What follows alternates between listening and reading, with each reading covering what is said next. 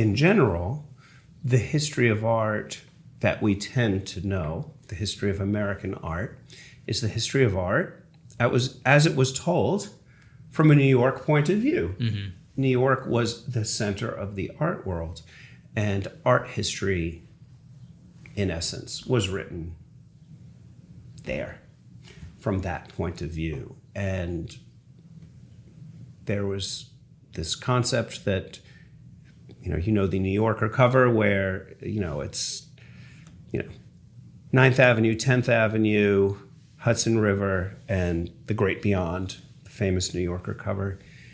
The history of art was written from that perspective for a long time.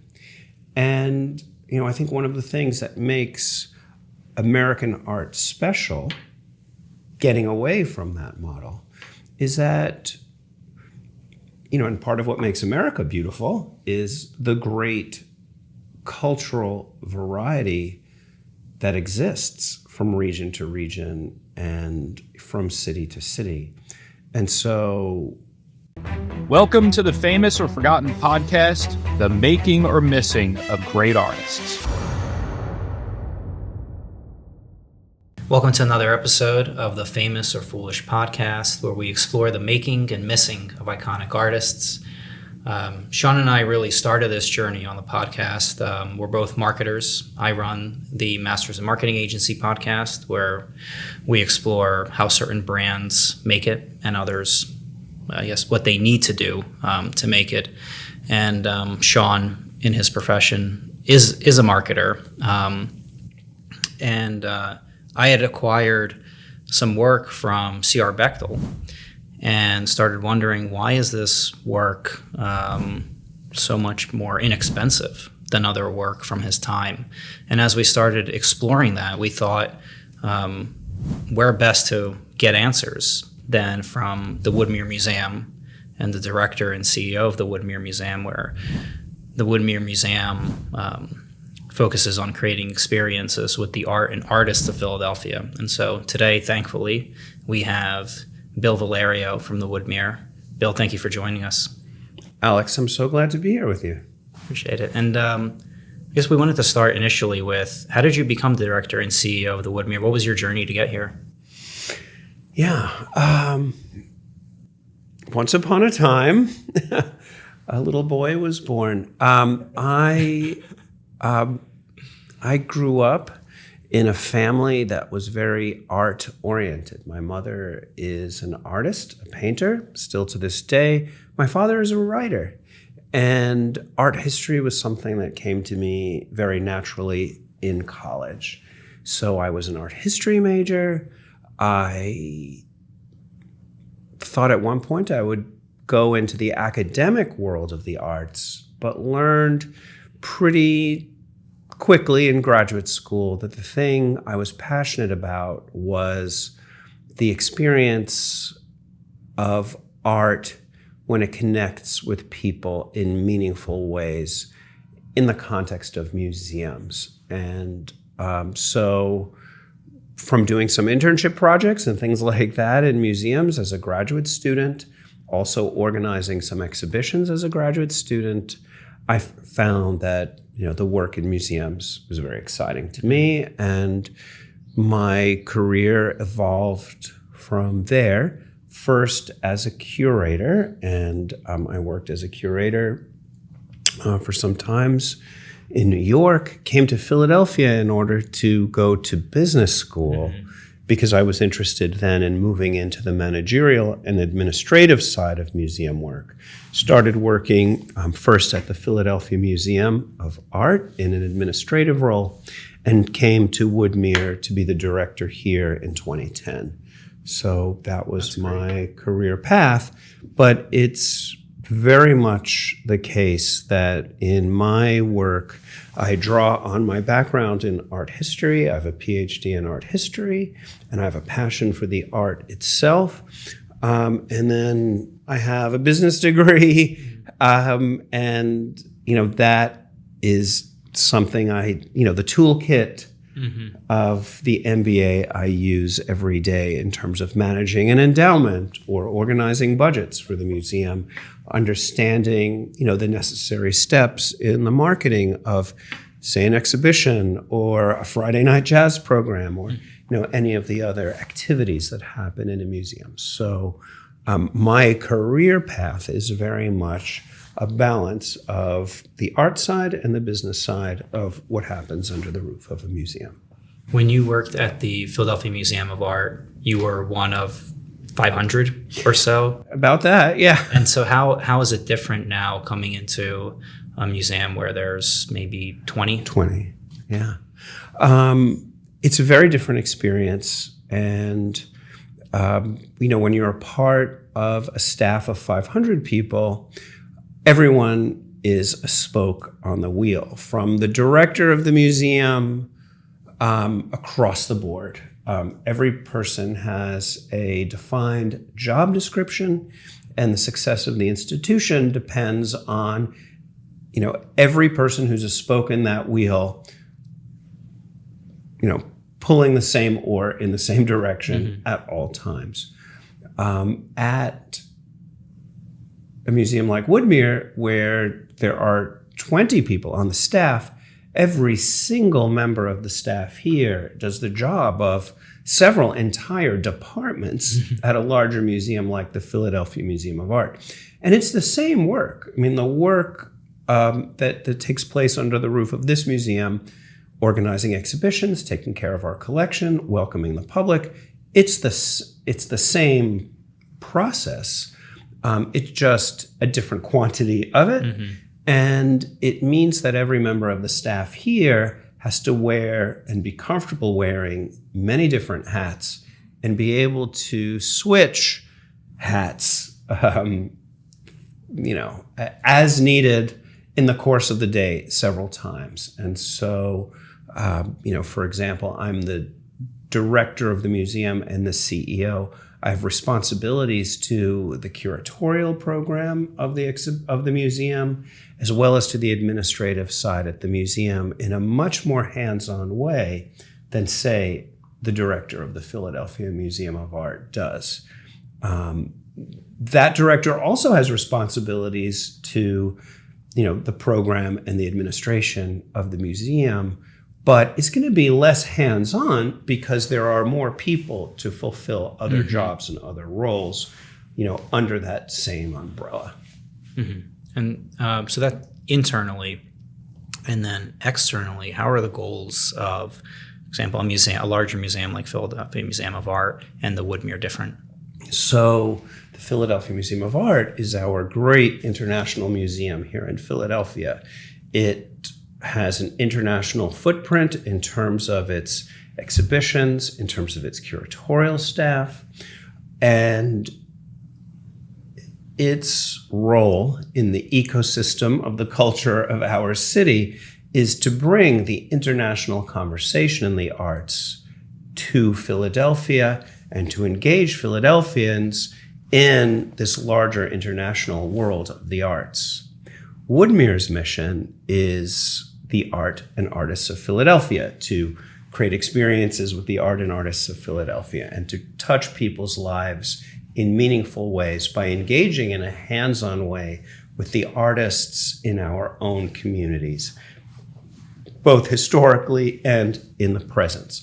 And so we are focused on the local scene and what's going on that's distinctive in Philadelphia, what makes the art and artists, what makes the culture of Philadelphia its own special thing. And so we're focused on the local story. The Philadelphia Museum of Art is focused on the international story in the arts.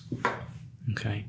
And during our previous conversation, as we were kind of getting ready for this podcast, you had mentioned that we had talked about proximity and how potentially different areas of the United States or the world are different in what they do for the art. Can you talk more about that so just some background there? We're exploring on our side why the Philadelphia school and the DC school and the New York school were so different. It seems like in the post-war abstract art movement, the New York school essentially got all of the fame, but there was a lot of activity also happening in Philadelphia and DC as well. So how does that play a role? So I would just say, in general, the history of art that we tend to know, the history of American art, is the history of art as it was told from a New York point of view. Mm-hmm. New York was the center of the art world, and art history, in essence, was written there from that point of view. And there was this concept that, the New Yorker cover where, it's, 9th Avenue, 10th Avenue, Hudson River, and the great beyond, the famous New Yorker cover. The history of art was written from that perspective for a long time.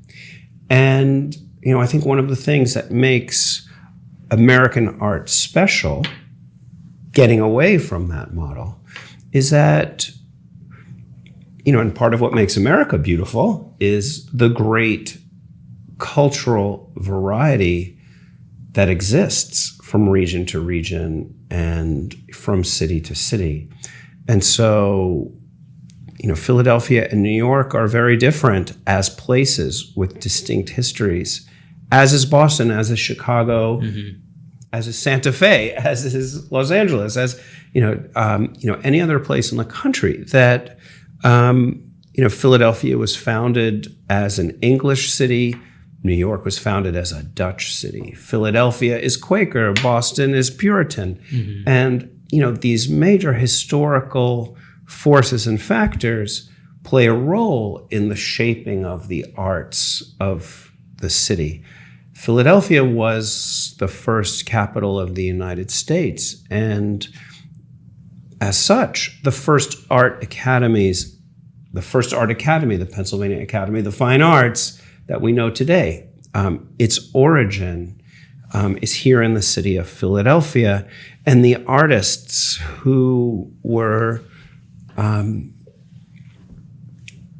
exploring this idea of creating an American art here in Philadelphia, when Philadelphia was the capital city of the nation, were trying to express, what is unique and distinctive about this place from the point of view of nature, from the point of view of how we live here and what it looks like. And there's an impulse in all of that to define what it means to be American in art by being very meticulous in terms of depicting what is in front of you. And so there's a realist dimension to the arts of American art in general, but especially strong here in Philadelphia. Realism in the arts runs very deep. And I would say, that is very much the mainstream of the arts in Philadelphia, going from, the founding of the nation right up to today, which is not to say that there's not also a very powerful modernist exploration in the arts of our city. Modernism inspired by the modern art movements of Europe and, a kind of cubist or fauvist or impressionist treatment of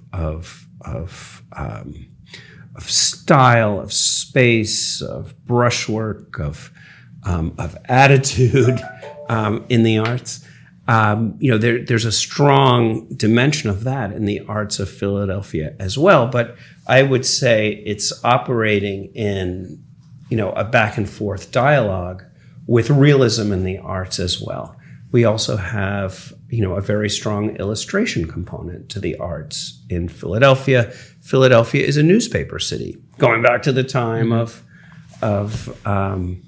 Benjamin Franklin. And so artists were able to make a living as illustrators. Mm-hmm. And, the illustration arts and the narrative arts, have, what may be a natural coexistence with your realist approaches to the arts and realist approaches to storytelling as well. That makes, those are factors that I would say make the arts of Philadelphia distinctive. Mm-hmm. In New York, there's a whole different cultural history that has an impact on how art evolved. I mean, New York is a place of business, of competition. It's founded by the Dutch, who are great merchants, and there's a mercantile culture to Dutch New York that evolved into being, the New York of today. That's the business center and the financial center of the world. And New York is very competitive in arts. The art world is very competitive in New York, and the art world of New York is commercial. There are thousands and thousands and thousands of art galleries in New York. There are not nearly, I would almost say we don't have that culture of commercial art galleries in Philadelphia. There are certainly many wonderful galleries in Philadelphia, but not nearly the same number of galleries that exist in New York. And, so in terms of how does an artist make a living? Well, in New York, there are many more gallery options. In Philadelphia, there are many fewer gallery options. Artists can go to New York. Or I would say there are a lot of artists in Philadelphia who have made a living by teaching. I mean, Philadelphia is a college town, as much as Boston is, maybe bigger. And there are so many wonderful art schools in Philadelphia. And here at Woodmere, where we are telling the story of the history of the art of our city, now sometimes I feel that you can trace that history by just following, each school back in time or forward in time, and how those different art departments changed as the equilibrium of artists in those schools changed, over time.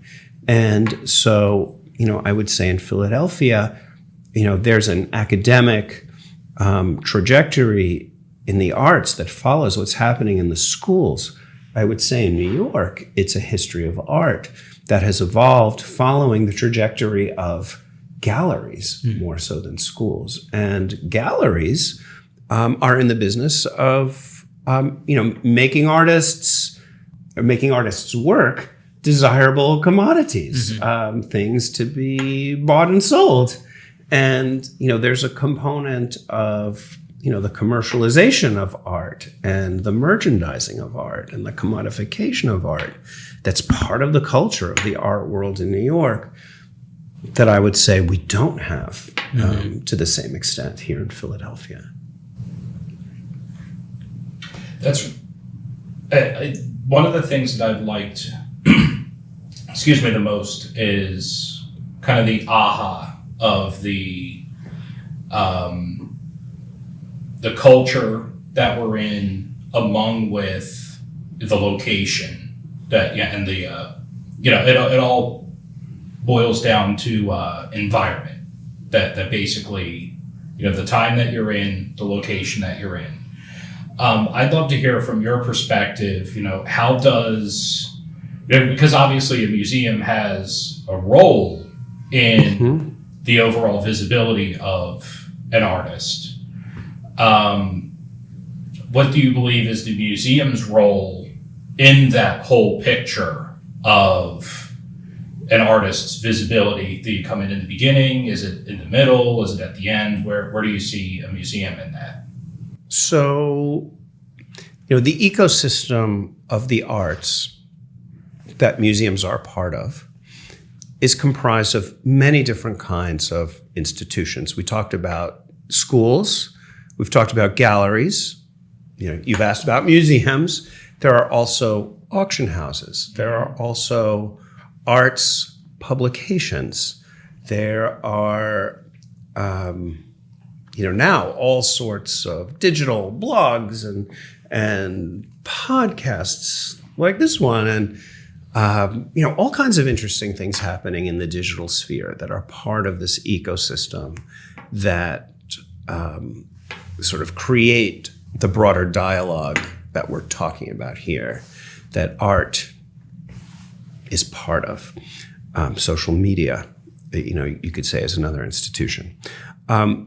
Museums, I look at the museum's role fundamentally as our job is to share art with people and to connect people to art that will be meaningful and compelling to them. I mean, my job is to make this museum an interesting, vibrant place that people enjoy coming to because they get something from it. It can be, we want a museum to be a fun place for people to bring their kids, because if a museum is not fun to kids, they're not going to grow up and continue to be people who come to museums. So the program of the art that we present, and I think this is getting to your question, we have to think about, and we have to prioritize, because there are only so many days in the year and there are only so many square feet of wall space that we have to hang art onto. So we have to think about, what is it that people care about today? What is top of mind? What is relevant in the broader social currency that people are going to prioritize to come see, because we know perfectly well that museums are competing with all of the other arts institutions that we talked about, but we're also competing with movie theaters. We're also competing with, it's a gorgeous day and I just want to take a walk on Forbidden Drive and enjoy, the beauty of the Wissahickon. That, we are a leisure time activity for a lot of museums. We're also a social place. People come to museums with their kids. People come to museums with their parents. People come to museums with their dates. People come to museums with their friends. People come to museums with their gardening group on a bus because, they have a shared interest and they organize group activities together. So we're a social place, and museums today that are successful are active, vibrant social places.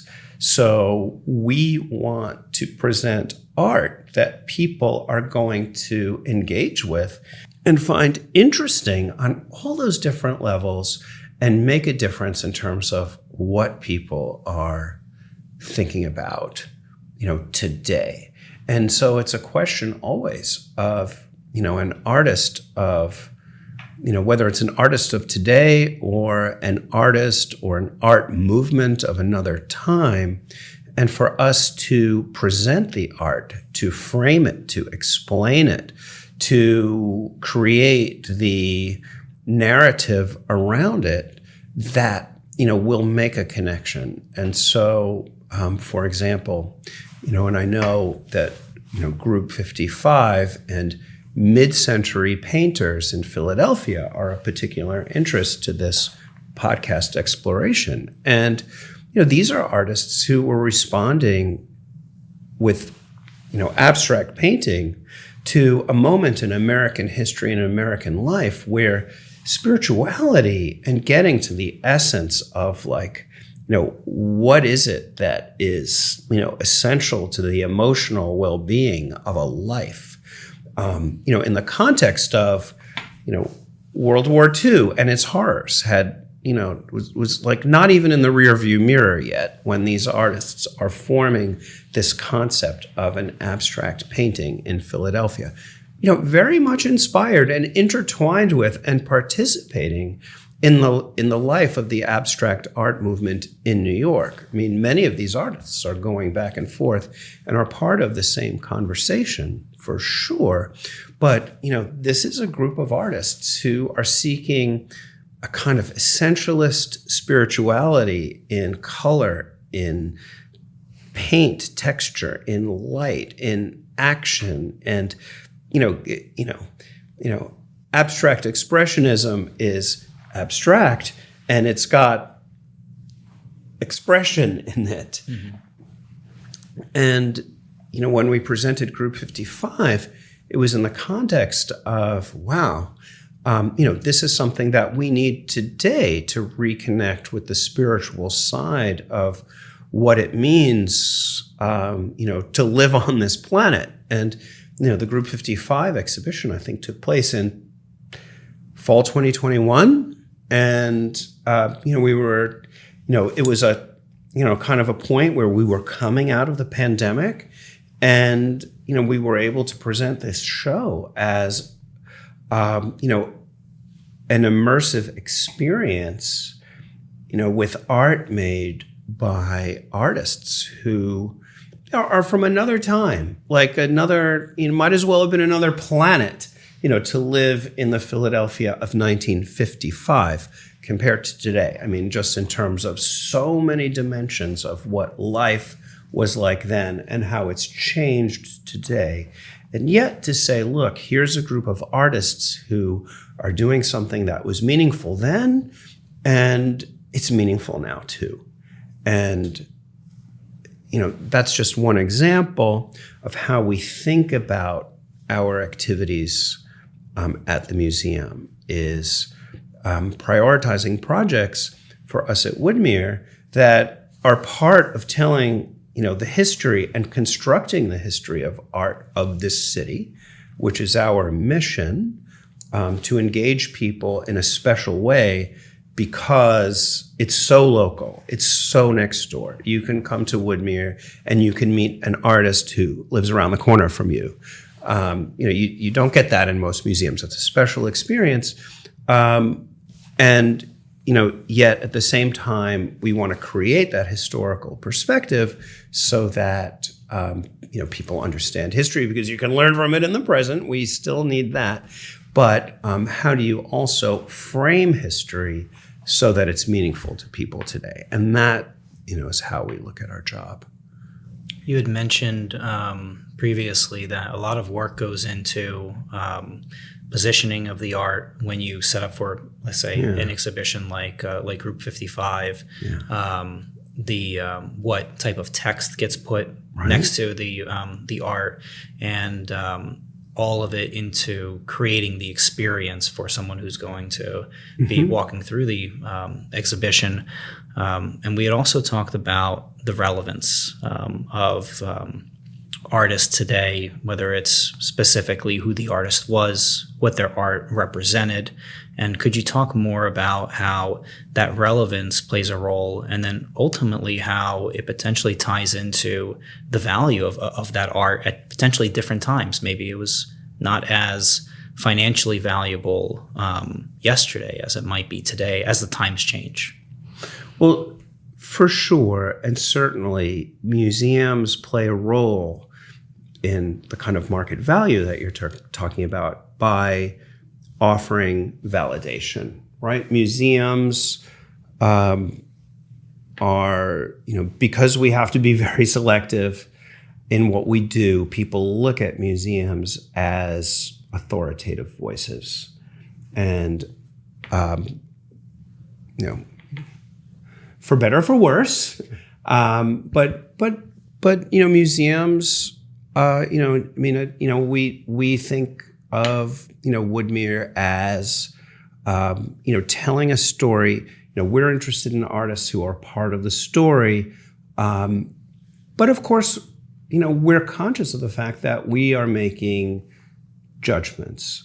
I'm interested in a kind of old-fashioned way in art that's well constructed, that a person will look at it and say, oh, wow, that person was able to do something with their medium, whether it's watercolor and oil paint, or if it's, a sculpted piece of clay, or, in today's world, it could be made out of found objects or anything. It could be a digital video, but whatever that artist's chosen medium is, they're able to do something with it that nobody else has done. And that relates to this idea of creativity. So, museums are making choices about things that are unique in works of art for our purposes, because we want to touch people's lives. And, the ultimate measure of our success is the degree to which we're bringing creativity and self-expression to our communities. you can look at that process from a market point of view and say, okay, museums have experts in them. Bill Valerio has a PhD in art history. Maybe he knows something about things or two. And so, if I see this work of art hanging on the walls at Woodmere, well, there's been a vetting process. And, oh yeah, I know and trust Bill, or whatever curator it might be, and that could validate the art from a market point of view. But that market point of view is not the museum's goal or concern or bother. I mean, it really can't be if we are to fulfill our mission. I mean, we are not-for-profit organizations, and we exist and have a charitable mission that is sort of embedded in the legal structure of this country, which we're registered with the IRS as a charitable 501c3 organization because it is understood by the broad general public and by the institutional structures of the government that we have that it is in all Americans' best interest that the history of our culture be preserved. And that is what we work towards in terms of, the parameters of our specific mission having to do with Philadelphia. That we're a not-for-profit organization. Our art collection has been built over time, primarily through generous gifts of art from people or financial gifts from people that pay our salaries. And all of that represents revenue that is foregone by the public in general that would otherwise go into taxable revenue of city, state, or federal government. But it has been decided, and we pretty much have a driver's license that allows us to pursue our mission. And we pursue it for this greater project of the preservation of American art, history, and culture. So that is what we're concerned with. We know that our decisions can have an impact on the market value of a work of art, but that can't be our concern. I mean, it's not our concern. We don't make exhibition choices because we want to help an artist become well known, and we don't seek to provide a validation for this artist as opposed to that artist. That it is my job, and it's the job of everybody at the institution, and we go through a national accreditation review as well as an annual audit to make sure that the decisions that we're making are being made in accordance with our charitable purposes. I don't mean to sound like I'm on a high horse or anything like that, but I mean that is something that we hold dear, and that is our responsibility. It's our responsibility to the public, and if we were not taking that responsibility seriously, we wouldn't be around for a very long time, because we're audited on an annual basis by our financial auditors. And they would look at it and say, this seems like a commercial activity, not a mission-based activity. And, we would have to answer to that. And, if that were to happen on a continuing basis, the institution could lose its charitable status. And that happens. Mm-hmm. We're also accredited by the AAM, the American Association of Art Museums, and we're accredited every 10 years, and part of the accreditation is an audit of our programming. And are we pursuing our mission?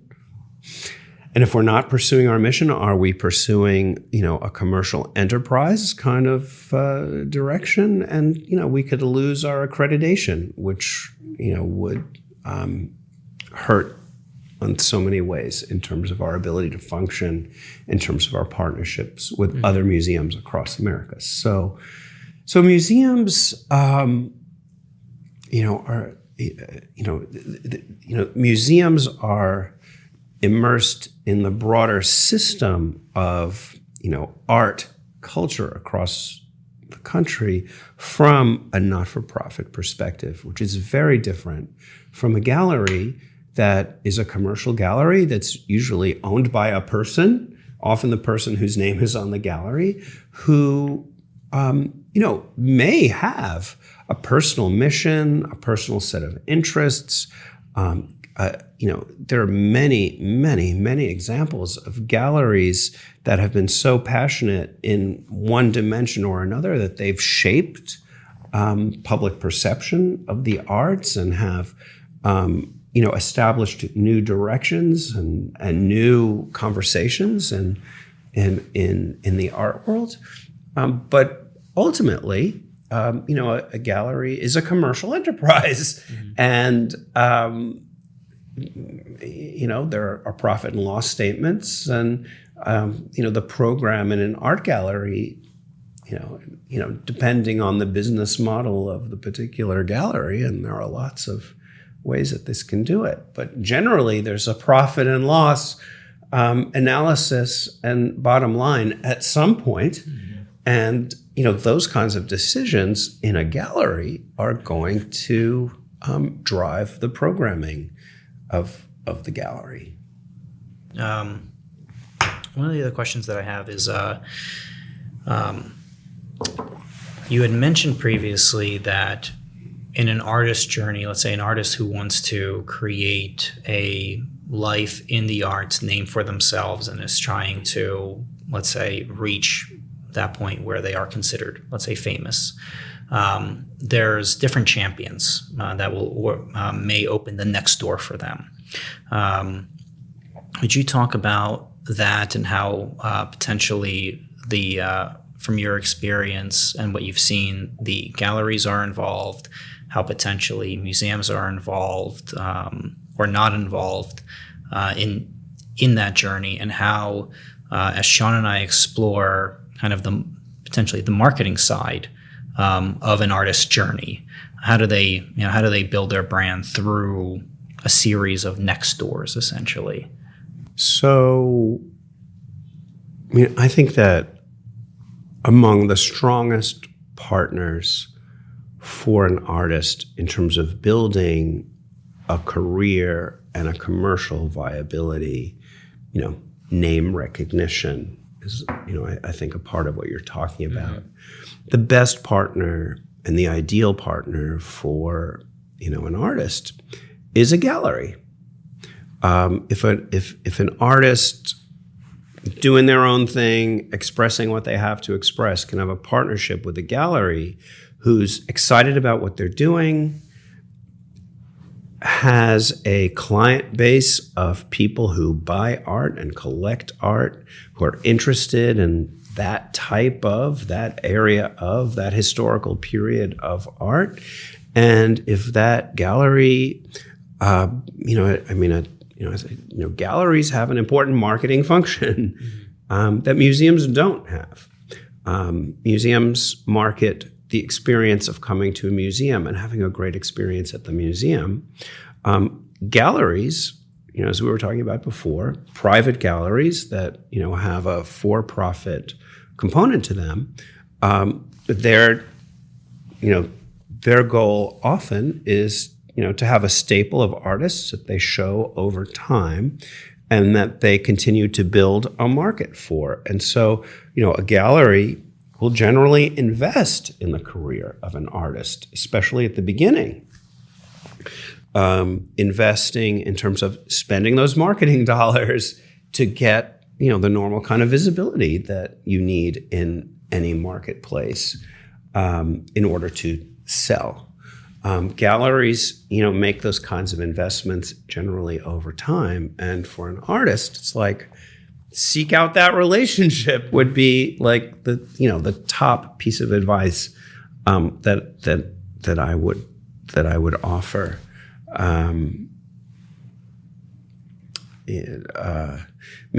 That's not to say that there aren't artists who find other paths to visibility and fame. There are some artists who have, just almost a natural knack for attention getting and public,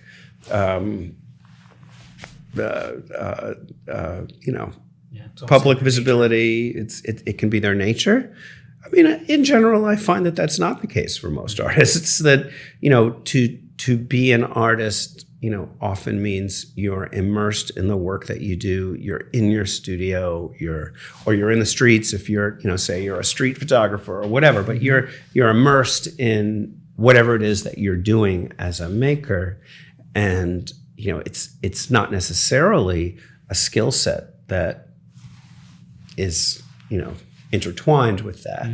Mm-hmm. Neither is the social process often of, how do you get to know the right galleries? Right. How do you build those relationships? Mm-hmm. It's generally a social, there's generally a social component to that. And some people are very social.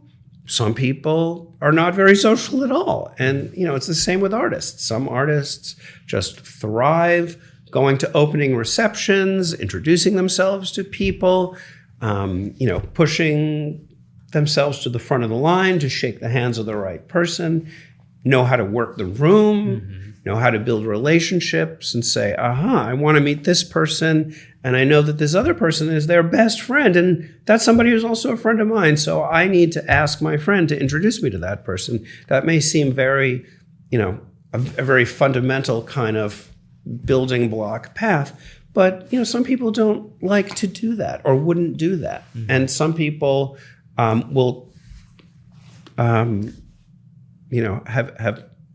no qualms about asking friends to introduce them to other friends. And it's not an easy path, and there's no formula, I would say, for how, as an artist, to become famous. Mm-hmm.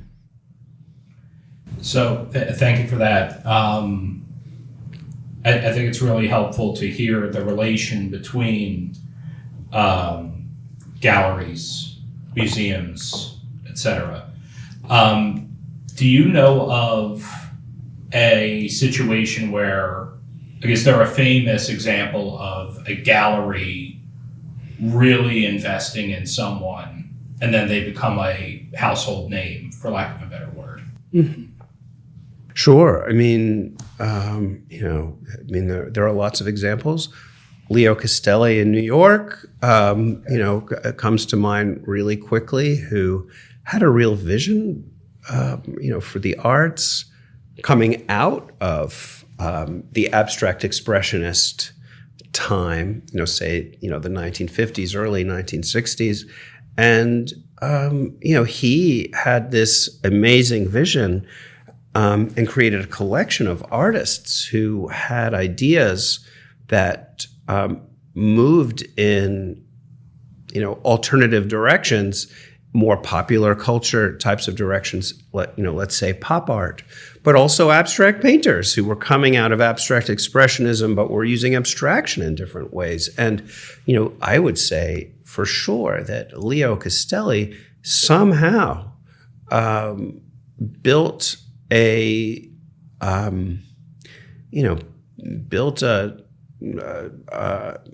conversation in the arts of this country that, was very, interesting, compelling, engaging. He put his finger on something that spoke to others and continues to, in terms of the artists, the pop art artists, Roy Lichtenstein, Jasper Johns, Robert Rauschenberg. I mean, these, are figures who, do have household recognition. And, would they have that kind of recognition were it not for that particular gallery? I mean, who knows? But I think the historical facts are that Leo Castelli played, as a gallery, played an important convening role in, bringing these artists together and drawing attention to something that was happening in the arts that was different. And that's one example. There are others. And was that an example of those artists being alive at that time when he was? Yeah. Have you seen it being different for artists that are now deceased? And is it, has their time essentially passed because they're no longer living and can participate? Or is it still, can their art still potentially become famous even after their death?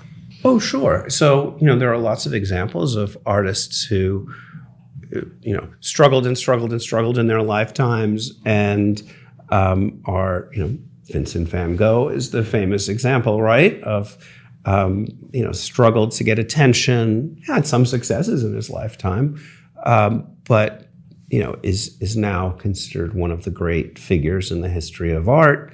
And, his prices are stratospheric, and, he lived in relative financial distress for a good part of his life. So, I mean, that's...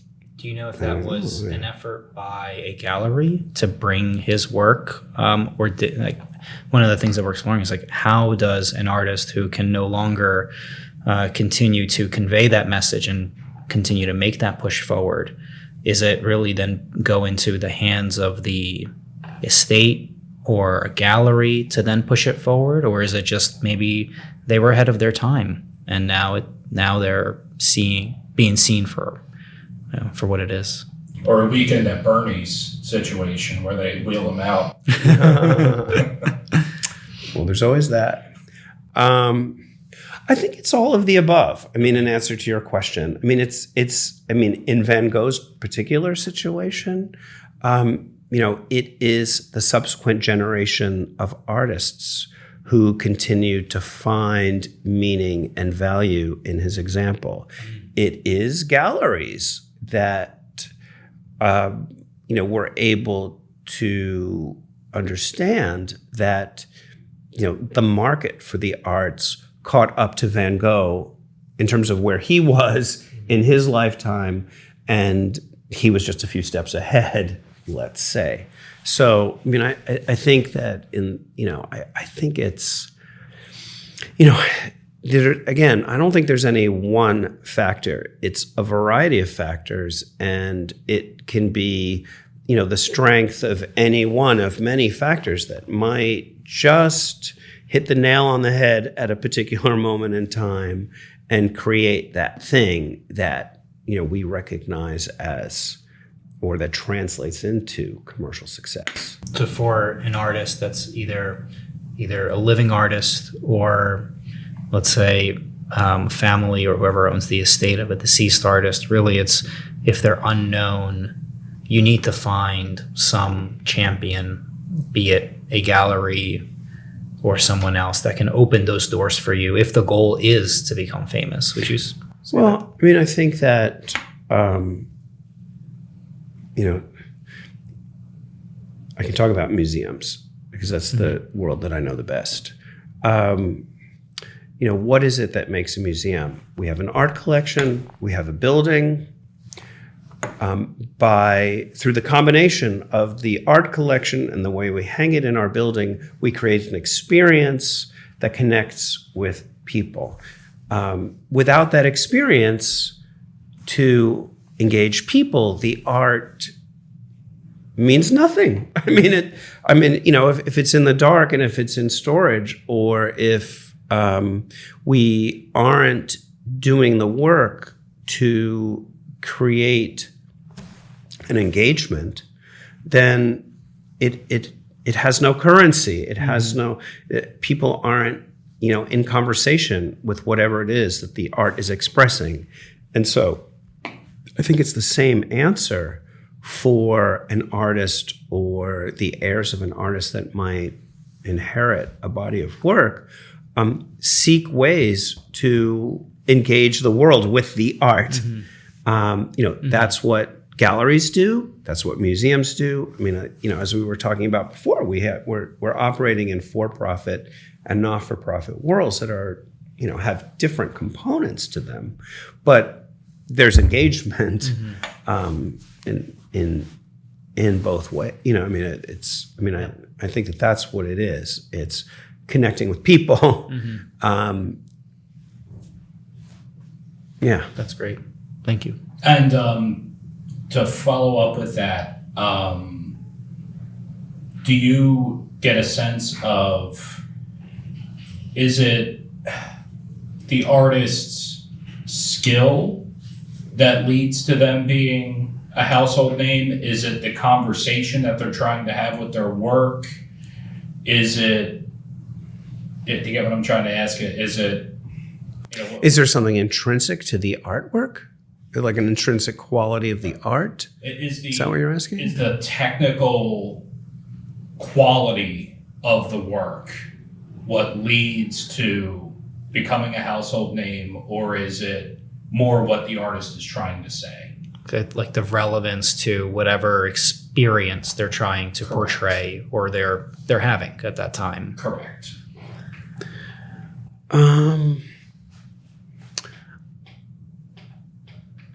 I guess I would say that there's no objective quality that can be pinpointed that says this art is of a quality that it will inevitably be embraced as significant, important.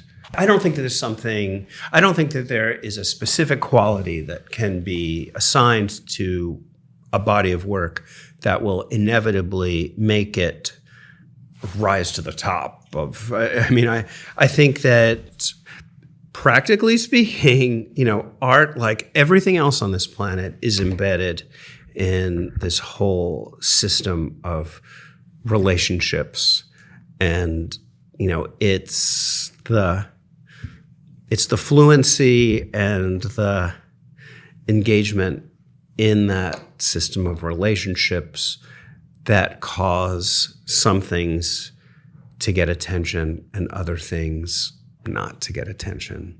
And when you say relationships, you're talking about the relevance to a certain period of time or message or symbolism. I mean that. I really mean like engaging with people that all of these institutions that we're talking about are comprised of and undertake activities that are driven by people. And I think that I don't believe that there is an intrinsic quality of any body of work that will say that without engaging with all those people that engage with all of those institutions, I think without some dimension of embeddedness on some levels, that is what makes art rise to visibility. And again, we haven't talked about the academic side of things. I mean, there are certainly instances of art historians who, generate an interest in, a body of work and, that writing, that criticism.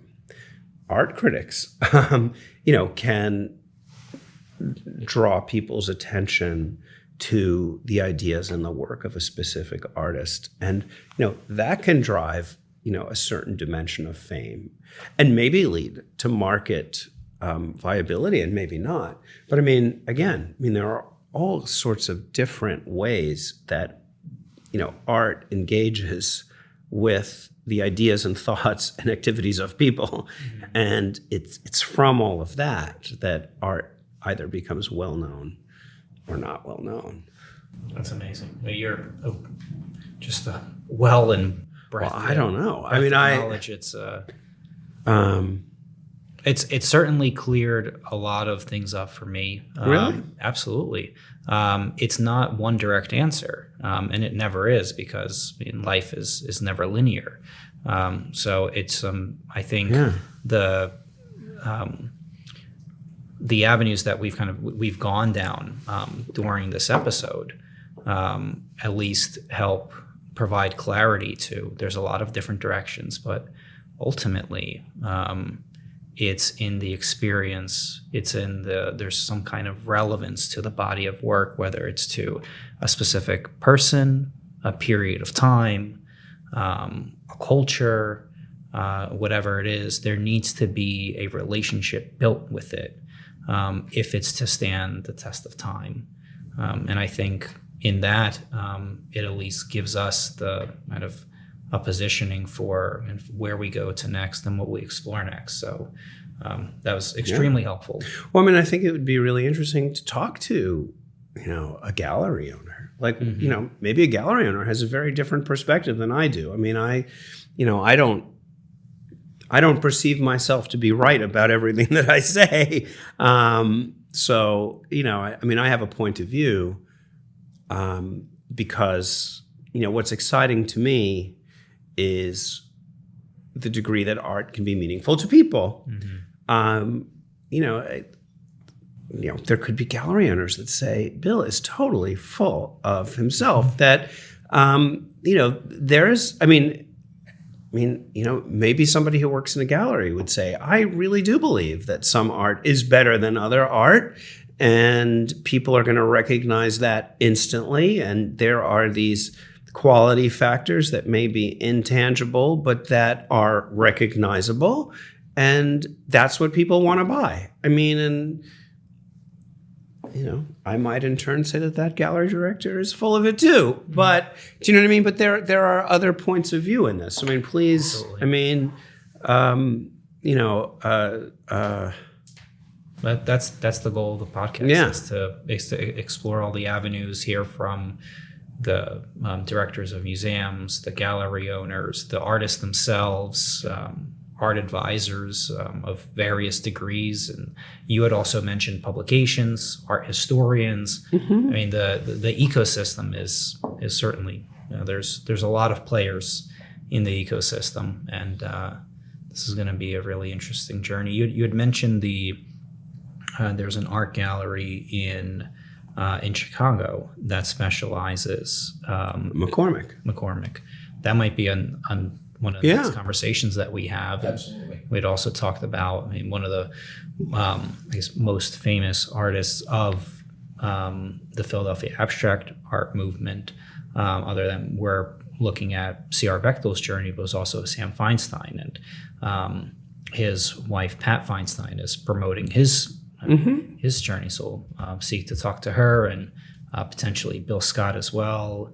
Barbara Wolanin, who was a curator during the Group 55 exhibition. And so this is just, this has been a very valuable step for us. So thank you for sharing. No, not at all. I'm happy to do it. And all the people that you mentioned, Pat Feinstein, Barbara Wolanin, Bill Scott, are so insightful and so passionate. When I think about Pat and her drive, because she believes in Sam's work down to her smallest fingernails and into the spiritual value of it. And I agree with her in that. And, nobody could do the things that Pat has done for Sam's work. She has an extraordinary passion and drive. So, you will enjoy meeting Pat, and what she's done for Sam is impressive. We're excited to explore that.